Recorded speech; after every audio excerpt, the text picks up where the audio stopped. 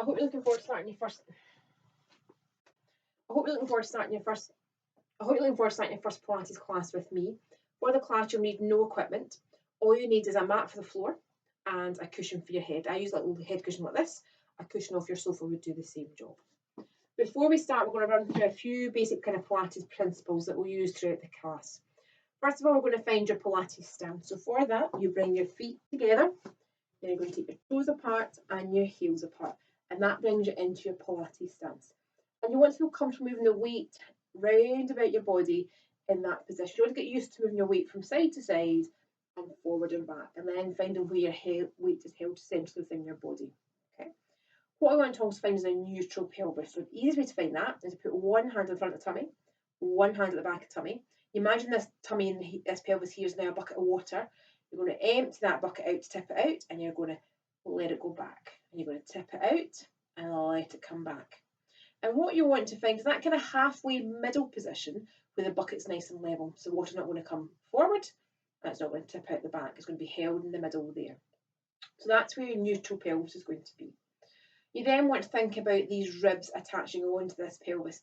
Imagine you get a big set of springs here. And what you want to think about is these springs are holding these ribs close to this pelvis. So they're not going to let the ribs pop up. So when you're moving your shoulders, you want to imagine that these springs are holding these ribs nice and tight.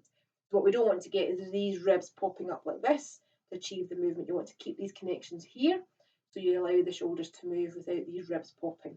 And if you find the ribs popping, you just stop your movement at the appropriate point.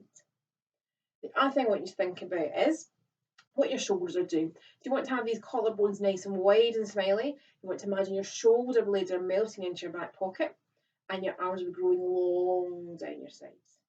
We never want to have the shoulders up round about the ears. You want to think about those shoulder blades melting into the back pockets, collarbones nice and wide and smiley, so all the shoulders are relaxed and engaged.